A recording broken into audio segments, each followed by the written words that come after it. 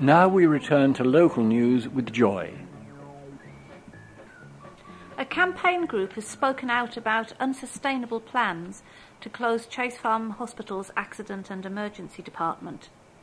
Kieran McGregor of Save Chase Farm is concerned about figures that show the number of people waiting longer than 4 hours for a bed in A&E at Barnet and Chase Farm hospitals has soared in the past year.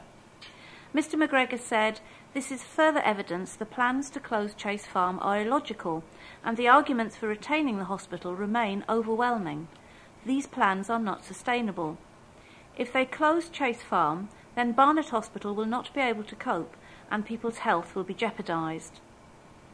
The figures from England NHS hospital trusts place Barnet and Chase Farm NHS Hospital Trust in the top 10% worst performing trusts in England for A&E waiting times. The statistics show 1,092 people had to wait more than 4 hours for a bed between January and July. This compares to 492 people during the same period in 2011. This increase in waiting times also comes at a time when admissions have actually fallen. In the first 6 months of 2012, 14,443 people were admitted to the emergency departments, compared to 15,754 in the first half of 2011. Barnet councillor Barry Rawlings said, "It is strange the number of people waiting more than 4 hours for a bed has increased so much. It is not because there were more patients, because the number of patients actually fell. Most hospital trusts have got worse, but ours is particularly bad, and this makes the closure of Chase Farm very worrying. If this happens, the waiting times in Barnet Hospital's A&E department will get even longer, and more people will be left on trolleys while beds are made available." A statement from Barnet and Chase Farm Hospital Trust said, "It is true there were more breaches in January to June 2012 than there were in January to June 2011. This is largely due to a particularly difficult January and February we experienced in 2012. Barnet Hospital is preparing to receive extra patients, as 2 units at Chase Farm Hospital in the Ridgeway, Enfield, are to be downgraded." The council is adamant that a massive facelift, which will see the borough's recycling centre shut for a month, will not disrupt residents' efforts to recycle. The £225,000 renovation of the Barrowell Green Recycling Centre in Winchmore Hill will mean that it is closed throughout October. But Enfield Council insists that the extra curbside recycling services it plans to lay on will bridge the gap until the new state-of-the-art facility opens in November. The centre will be given a complete overhaul with new flooring to replace the current cracked concrete and new green waste containers, as well as clearer road markings, making the flow of traffic through the site easier. The council is using funds from its capital budget for the revamp after making the decision to hold on to the site, rather than transfer control of the recycling centre to the North London Waste Authority. Chris Bond, Cabinet Member for Environment, said the improvement works are absolutely crucial to maintaining the site. He said, "We have deliberately chosen October as the best time to carry out this work because the site is relatively quiet and we are likely to get enough dry weather to do the work promptly. But I would ask residents to be patient if the maintenance programme takes longer than expected if we get bad weather. While the renovation works are taking place, there will be a free collection of large and medium-sized electrical items and a 50% discount on the bulky waste service fee. The 7 mini recycling centres at supermarkets in the borough can also take some small electrical goods." An appeal from the local advertiser paper just to remind you that their family announcements is the page dedicated to what's going on in your family. You can place a notice or announcement in tribute to someone who has passed away or in celebration of someone who has reached a milestone in their life. We would be pleased to receive any wedding photographs or news of new arrivals to the family, which we will consider for publication free of charge on this page. We would also like to hear from any couples celebrating a golden or diamond wedding anniversary. If bereaved family members or their friends would like to tell us about a loved one who has died, we may be able to print an obituary. To have your news considered on this page, call the news desk on 0208 364 4040. Any stories or photographs should be sent to News Editor, The Enfield Advertiser, 187 Baker Street, Enfield, Middlesex, EN1 3JT. Please include a daytime telephone number. A series of events for people with disabilities is being held in Enfield over the next fortnight to coincide with the Paralympic Games. As part of the Borough's Paralympics Festival, Enfield Council's Everybody Active team is running swimming, Zumba and football, as well as many other events for disabled people. The sessions will be led by qualified coaches in a relaxed atmosphere, and friends and family members are welcome to take part. The town show, which is taking place this weekend, will feature a display of some of the Paralympic events that are part of the London 2012 Games. Bambos Sheralambos, Cabinet Member for Culture, said, "With the best Paralympians competing in front of the world, this is a great opportunity for people to see how they can get involved in sports, no matter their ability or level." For more information about the schedule of events, contact the Everybody Active team on 020 8379 3762. Here's an announcement about a concert at Millfield Arts Centre on Friday the 21st of September at 8 p.m. Get ready for this smash hit concert show direct from the States, featuring a superbly choreographed cast, dozens of dazzling costume changes, and most importantly, that authentic Detroit sound, the magic of Motown. The Magic of Motown celebrates 50 years of #1 hits, recreating the harmonies, slick moves, stylish looks, and legendary musicianship that were the making of this golden era. Tickets are £22. Box office number is 020 8807 6680. St John's Church in Theobald's Road will be holding their Autumn Bazaar on Saturday, September the 8th, from 12 noon to 4 p.m. There will be a tombola and a raffle, refreshments, and lots more, including visiting paramedics, so you should be in safe hands. If you're one of the lucky people who receives your tape on Saturday, you might like to be reminded about weekend entertainment.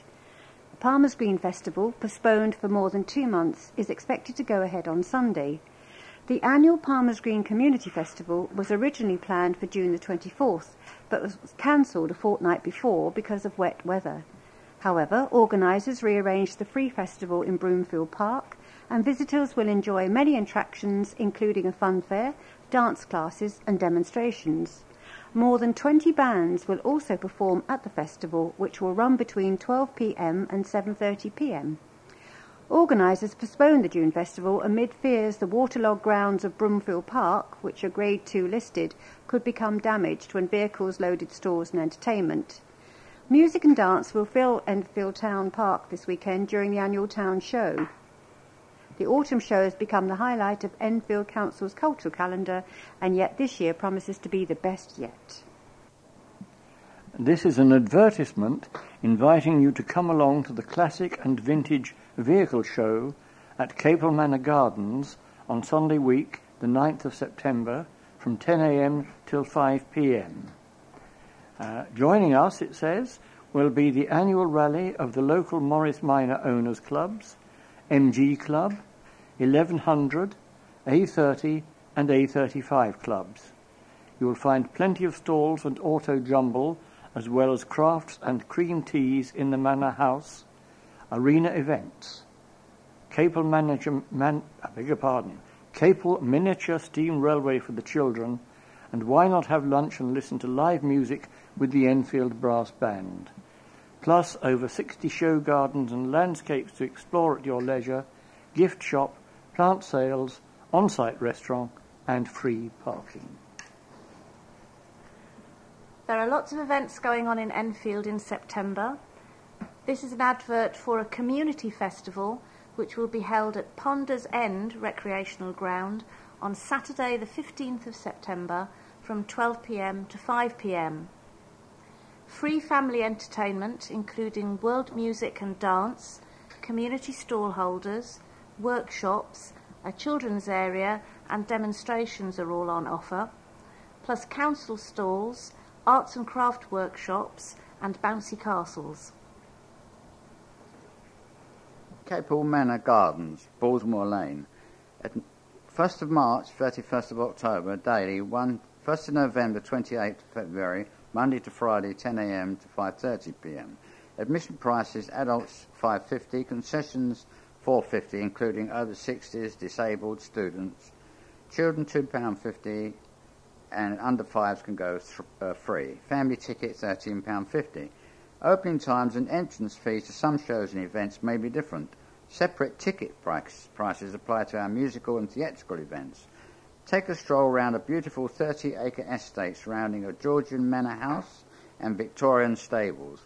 With over 60 gardens and landscapes to explore, you'll be inspired by prize-winning themed and historical gardens, including previous Chelsea Flower Show winners, as well as front and back model gardens to suit homes of all sizes.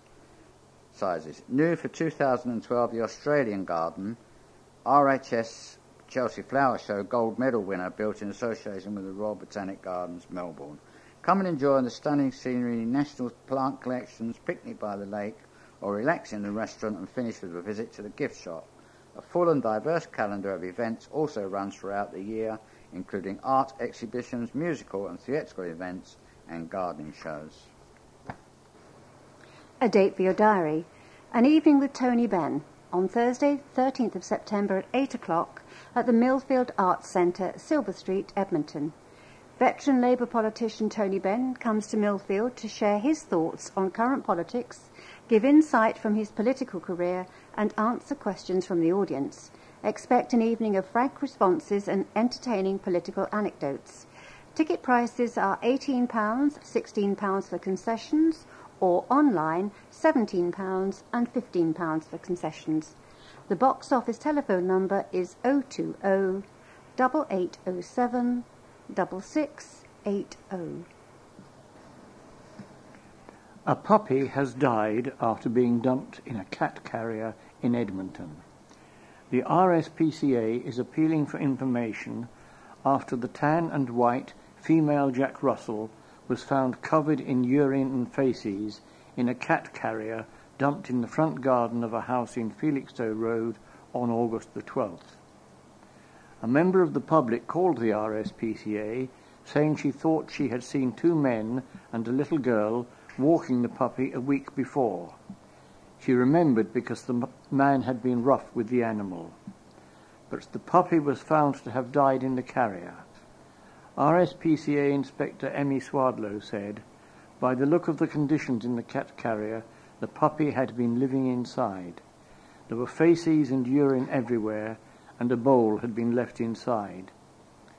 The puppy had some blood around her mouth and feet, and may have been trying to claw her way out. We do not know what the cause of death is yet. If anyone has any information on who dumped her in this cat carrier, please call the appeal line in confidence on 0300 123 8018. Here are some sports shorts. First, rugby union. Enfield Ignatians gave a good account of themselves before eventually losing 31-12 at home to a Cypriot Select 15 in their opening pre-season friendly on Sunday. A Tan Mubono try, converted by Jordan Wilson, briefly gave the hosts a 7-5 lead early in the second half, but the visitors then cut loose and scored 27 unanswered points before Dave Russell grabbed a late consolation try for Ignatians. It was a good run out for the side and a great way of improving our fitness, said coach Emil Hertz. We had a few players featuring out of position, particularly in the second row. Enfield Ignatians hosts Stevenage in another pre-season game on Saturday. In football, Enfield Town Ladies' home match against Luton Town in the Women's South East Combination League came to a controversial conclusion when referee Martin Cannon abandoned the match with 15 minutes remaining, after becoming angered with the abuse he was receiving from the Luton bench. Goals from Regan Coleman, 2, Kelly Hughes and Leanne Mabey had helped Town open up a 4-1 lead when play was called off. Town joint manager John Abbott said, "Unfortunately, the events with the official, which were nothing to do with us, will overshadow things. I just don't know what to make of it. We will just have to put it behind us and move on with our season." Still with sport, this is about Enfield Town. Manager Steve Newing was pleased with the way in which Enfield Town bounced back from their first defeat of the season by securing a point at Metropolitan Police on Monday afternoon. Town's perfect start to life in the Ryman Premier Division came to an abrupt halt on Saturday as 10-men White Hawk came from behind to secure a 3-1 win at the Queen Elizabeth Stadium. Newing then made 5 changes for Monday's trip to Invercourt, and his side responded well to secure a 2-2 draw in a highly entertaining game and leave them with 7 points from 4 matches. "I thought that we bounced back well on Monday," the manager said. "I rung the changes a bit, but that was more because it was our second game in 48 hours than because I had not been happy with how we had been playing. We rode our luck a bit in the first half at Met Police and were probably fortunate to be level at the interval. But I thought we were the better side in the second half and they were hanging on a bit at the end. We've had 4 games now and I don't think we've been outplayed in any of them. I'm more than happy to have got 7 points out of 12. And even more sport. Saracens will begin their bid to reclaim the Aviva Premiership title when they take on London Irish in the traditional season-opening London doubleheader on Saturday. Having been crowned champions for the first time in their history in 2011, Sarries fell narrowly short in their attempt to repeat the achievement last season as they were beaten at Leicester in the semi-finals. The summer has seen few changes in the playing squad, with star England winger Chris Ashton, South African duo lock Alistair Hargreaves and flanker Nick Fenton-Wells, and Italian prop Lorenzo Romano the only new arrivals. However, there has been a significant move in the coaching staff, with head coach Andy Farrell leaving to take up a role in the England setup and Kevin Sorrell being promoted to backs coach. Despite Farrell's departure, confidence is high in the squad that they can improve on their efforts of last season, with fullback Alex Good optimistic that they can be crowned champions again. "We were disappointed not to get to the final at least last year, and we want to be back there this time," he told the Advertiser. "We have made it through to the semi-finals, or better, for the past 3 years now, which is something which this club has never really done before, and we want to stay at the top and be challenging for trophies every year." Meanwhile, Sarri stepped up their preparations for the new season by crushing a severely understrength Stade Francais side 61-17 at the Honourable Artillery Company in the City of London last Thursday evening. Enfield Council have issued a leaflet, "Democracy, it's a people thing," and it says, "Help to make Enfield a better place by getting involved in your council." The leaflet covers such things as standing for election to the council, attending council meetings, and attending your local area forum. It goes on to say, "Don't miss the chance to vote in elections. To vote in local, London, national and European elections, as well as referendums, your name must be on the electoral register. Forms should have been issued in the last 2 weeks, inviting you to confirm your registration details. If you haven't received one, you can chase this up by phoning the council on 020 8379 1000. We may be at the start of the football and rugby season, but we haven't yet finished the cricket season. And Winchmore Hill will be crowned champions of the top flight of the Middlesex County Cricket League on Saturday if they can claim victory from their trip to Ealing.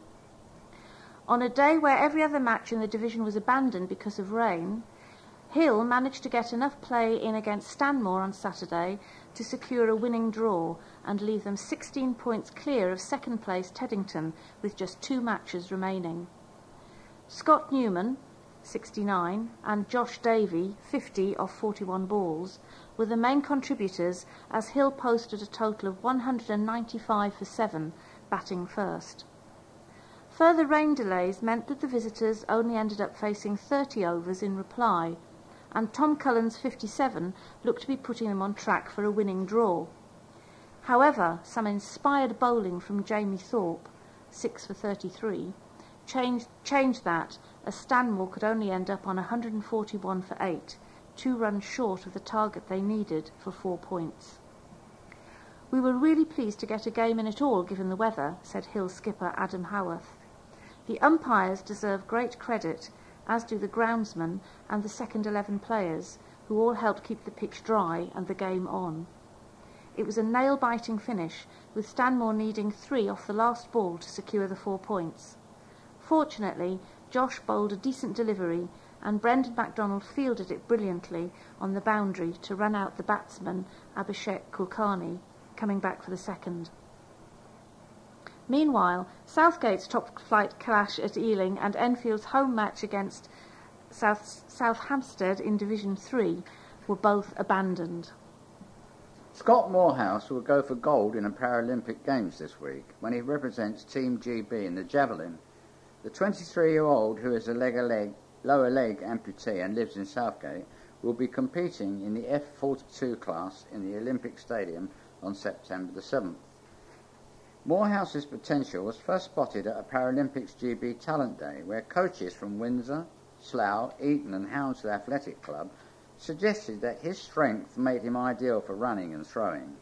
The costly nature of the sprinting blades that he needed to run led to him deciding to take up throwing, and the decision proved to be a good one, as Morehouse soon began to win javelin competitions and picked up a silver medal at the World Under-22 Championships in 2010.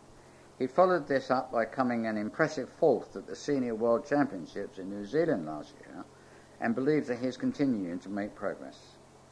"My throwing has evolved, and I now have a more solid technique," said Morehouse. "Running at full charge does not necessarily mean a great throw, but if I can add speed, then I think I'll achieve all these things this year." Morehouse trains regularly at the Lee Valley Athletics Centre, where he has been able to get the benefit of advice from the likes of world-renowned American coach Don Pfaff and British women's javelin record holder Goldie Sayers. "It's a great way of training to be with these guys," he added.